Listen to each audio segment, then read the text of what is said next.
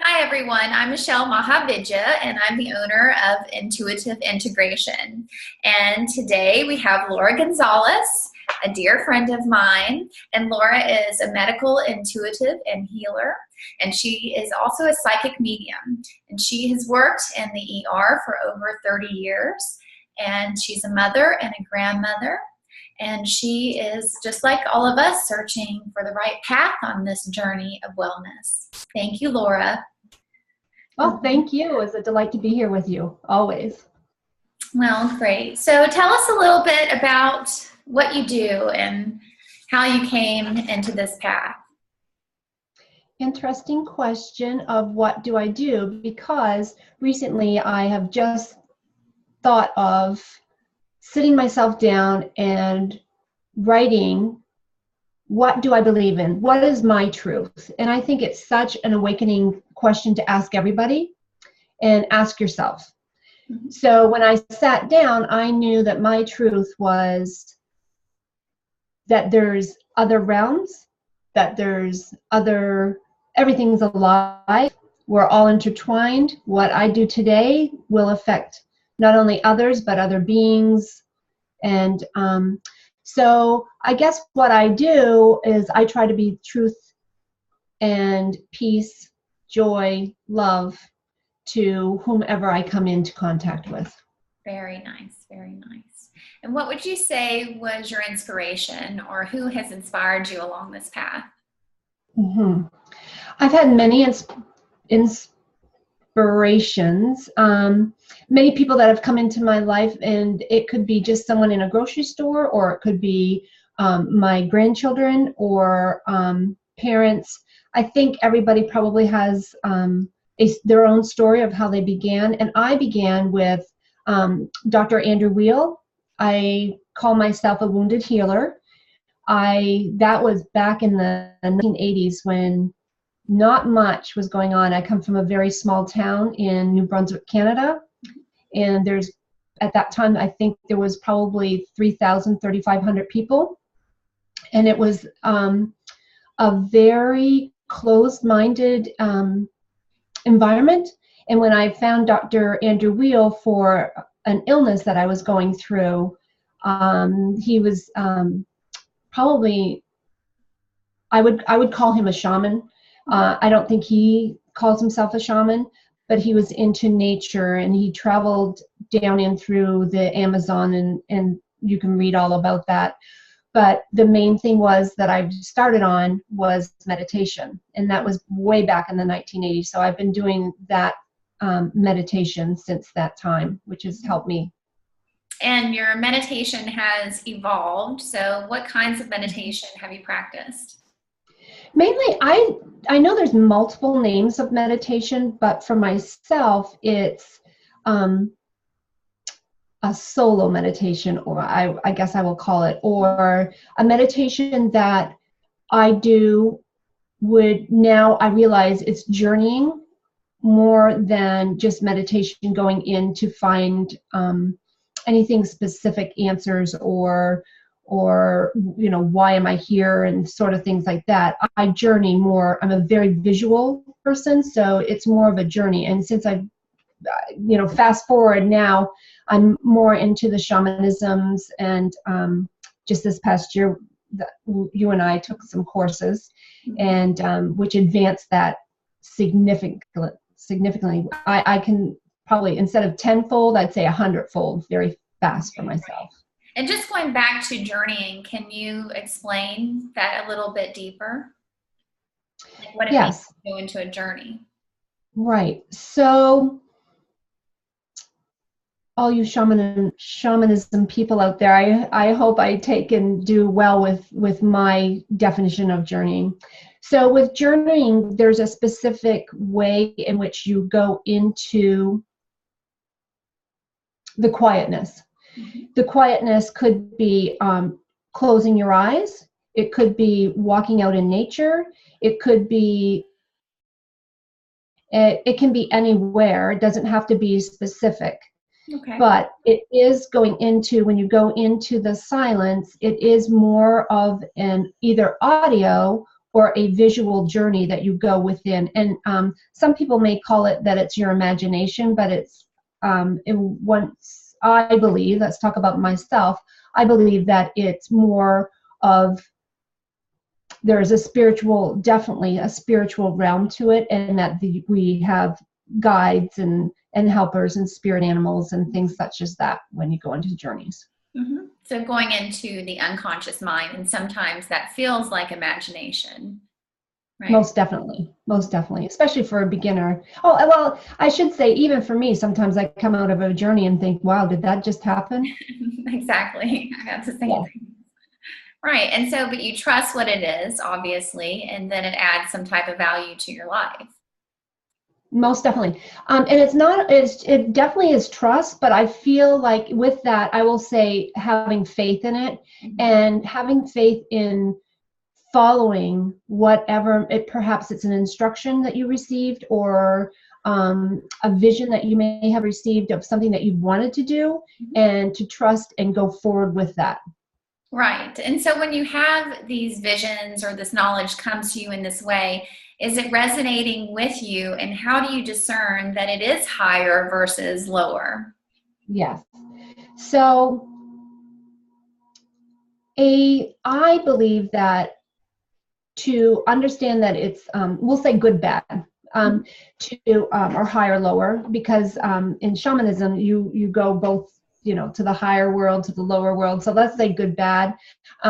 So I believe that anyone that is listening, watching, if you journey and you even meditate or feel like someone is saying something, or that you're hearing something that is to do a detriment to yourself or detriment to others, that is not anything, that you run as fast as you can away from that. Right.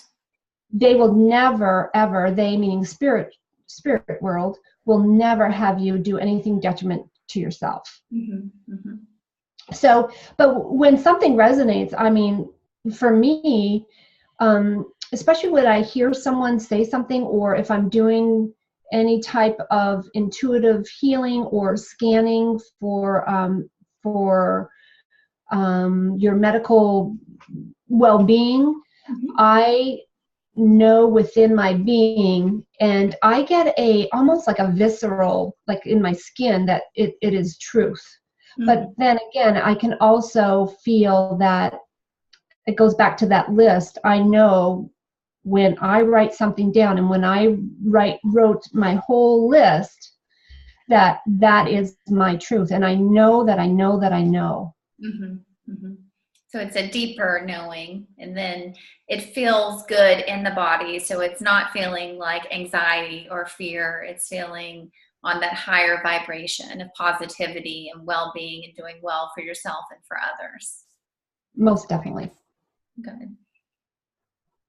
Well, what big lessons or shifts has this journey brought into your awareness and into your life? Right. So I think that, as I said, that I'm the wounded healer, and I believe that each and every time that something occurred to me, it was just that little more truth that I was aware of, or that I was able to realize that I was stronger than I ever thought I was. And so each time that I went through something, there was something specific for my life at that time, if that makes sense. Meaning that I could get through. I had, when I very first started meditation and with Dr. Andrew Weil and all that he believes in, and eating properly and things like that, it was that I could survive, because I was very ill. I was very sick. And so following someone and following something other than what the medical world would think, like take this pill, do this, do that, it was following an intuition. And not only my intuition, by the way, it was Dr. Andrew Weil's intuition, and what he had been told by other natives what is truth. So right now in my life, I think that a lot of people go through depression, go through loneliness, go through I really don't matter in this life, perhaps. And it's not a matter of I wanted to end my life.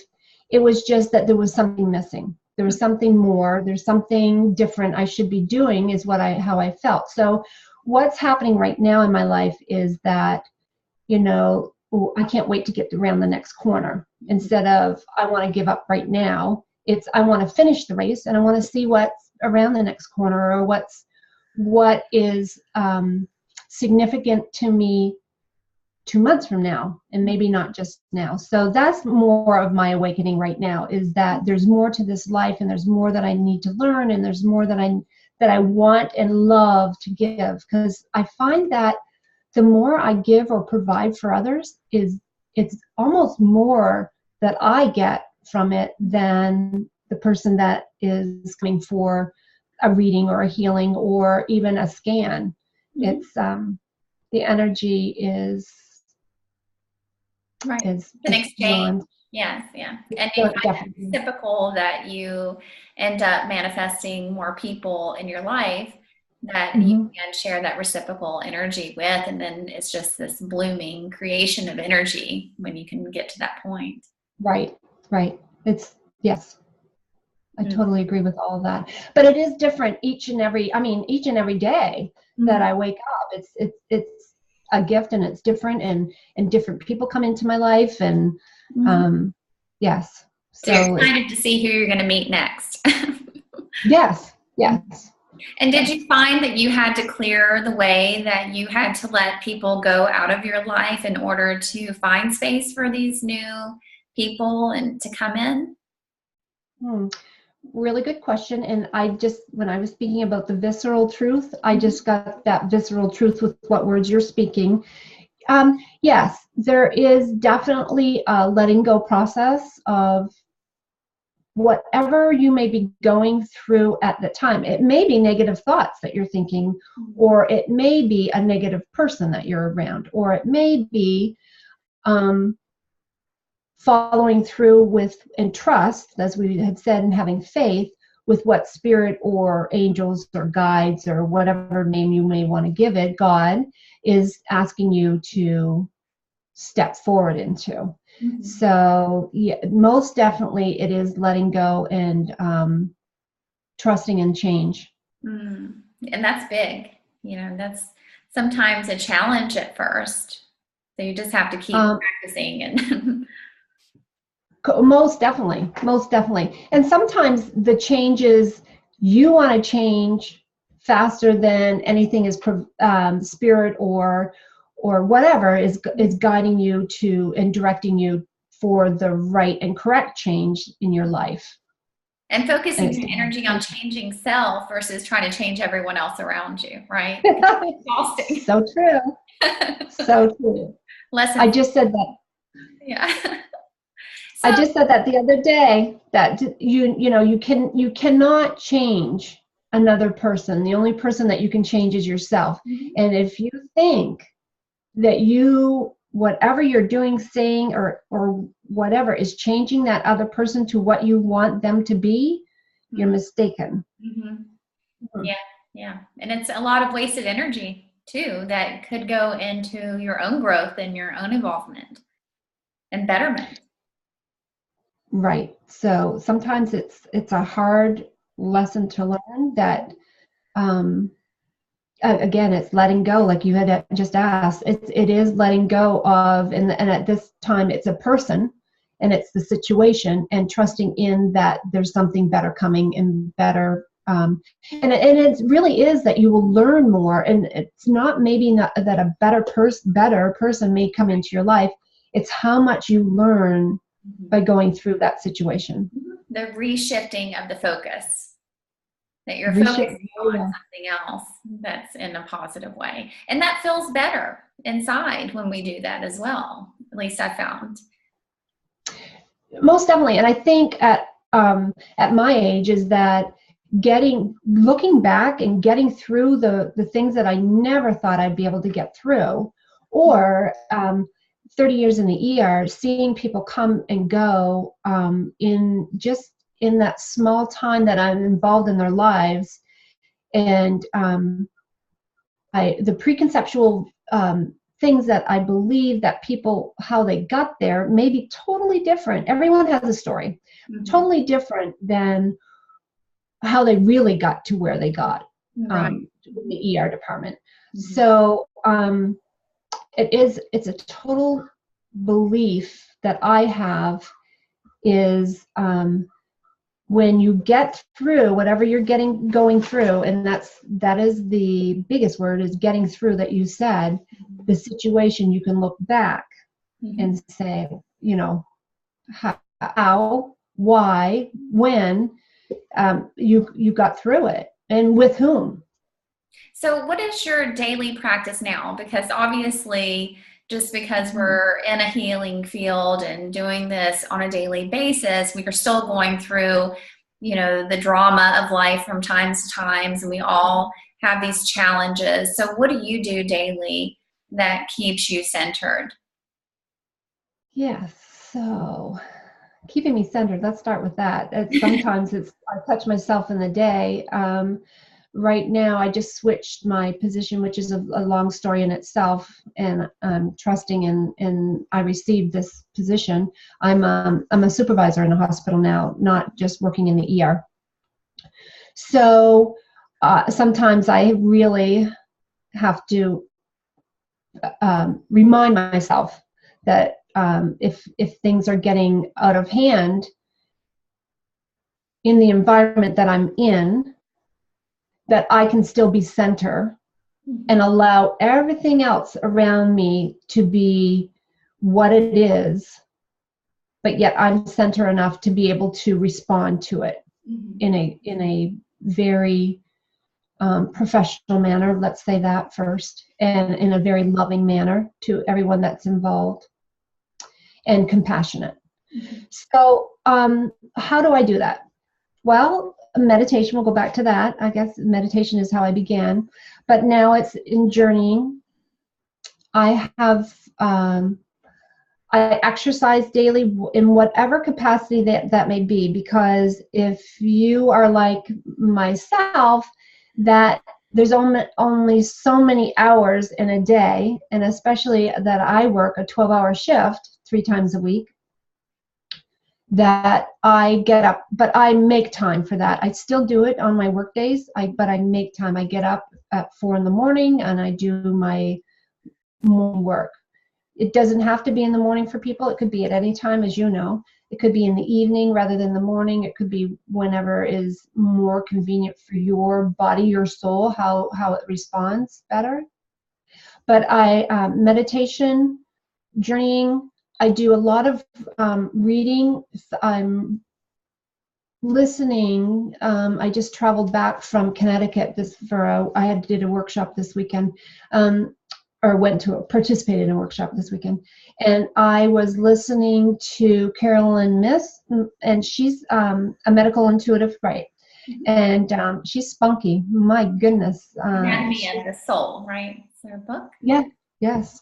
She's like right on to things. So I'm always bringing things just in. to say about your retreat, it was a shamanism retreat this weekend. So. It was. It was. I want to further that, and I want to bring that more into my healing practice. So I had to do a basic shamanism course, which can you just explain that very quickly? Like, just what is a shaman and what is shamanism for those that haven't heard about it? So let's start with shamanism first. Shamanism it's not a religion, it's a belief, and you can be whatever religion and still have shamanism practices, as in you believe that everything is alive, rocks, nature, certainly people, that they all have a spirit, that you can talk to rocks, you can talk to water. They believe in the 4 aspects, I guess 6, because it's maybe it's even more than that. But it's let me think: air, fire, earth. What's the other one? I remember. Water. Water. I forgot to say water. And then they also believe within, without, above, and below. And all those aspects will come together for people's lives, and to recognize them in everything that you do. A lot of compassion is in shamanism.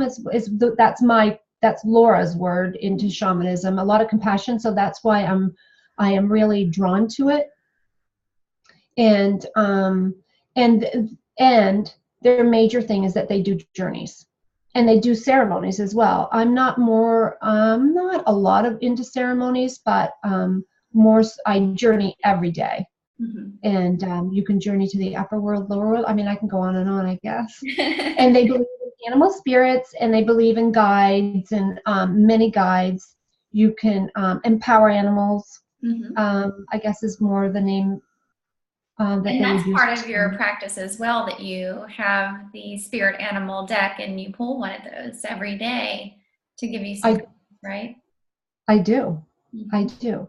And actually this weekend, so I've been doing this for, well, I mean, I call Dr. Andrew Weil a shaman. I mean, I hope I'm not offending him by that. But now that I have been doing this shamanism work for many, many, many years, I took more serious involvement in it, and did some online courses with Sandra Ingerman, and I think I did 3 courses with her. And now I really want to do some more training, so that I feel like I'm doing a betterment for everybody, including the word shamanism. Mm-hmm. I'm not saying that I will become a shaman, nor am I a shaman, because to be a shaman, the community has to say that you're a shaman. I mean, you just can't go around saying that you're a shaman. Right. Is how I believe. Mm-hmm. Exactly. Did I answer all your questions? So I guess I have a busy morning. I mean, literally, and everybody that does a spiritual practice sometimes realizes that, gosh, there's more I could have done perhaps, or how much time, how will I fit it all in my day? Mm-hmm. But I believe it's getting up earlier. That's mine. You may be stay up later, but mine is get up earlier so I can get it in, because I feel so much grounded during the day. Mm-hmm. And it's beautiful, especially when the sun's up. That always makes for a good morning.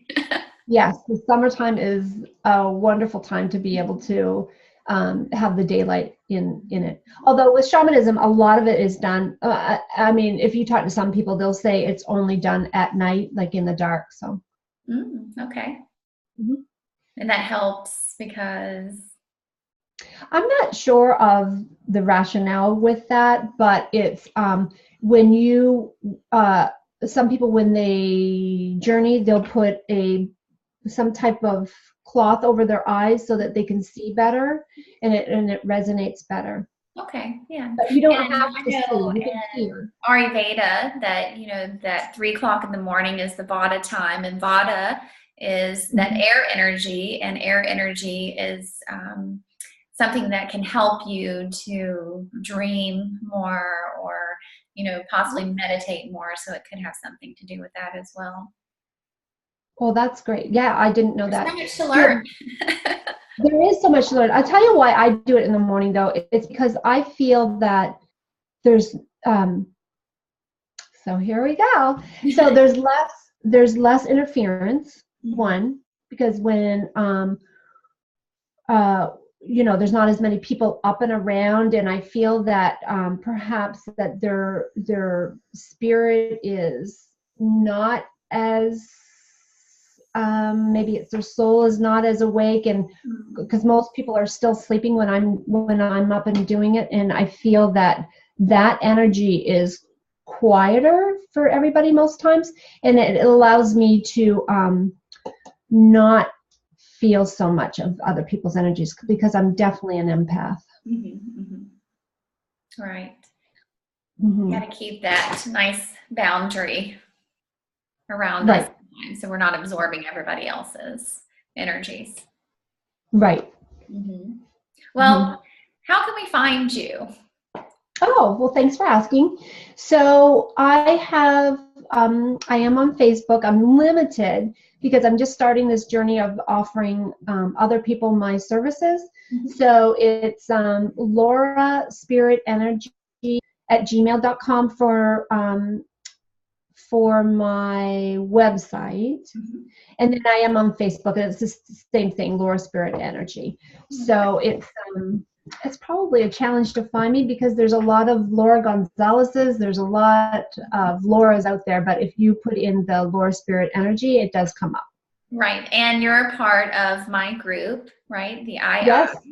So Yes. they can find you there, and just after this video is up, you can just comment, and I'm sure you'll see it. So if anybody wants to work with you, you can definitely find Laura through me if you can't find her otherwise. I can help direct you. Well, thank you so much, Laura. It really means a lot for you to do this. It's my first video, so it was a little bit nerve-wracking, you know, just leading up to it, but I'm so glad to have you, and I just am so appreciative for all of your support and your encouragement to continue this journey for myself. So thank you. And I cannot wait to see where it all goes for you. Thank you. Thank you. And for everyone else, thank you for joining us, and I will see you next time. Namaste.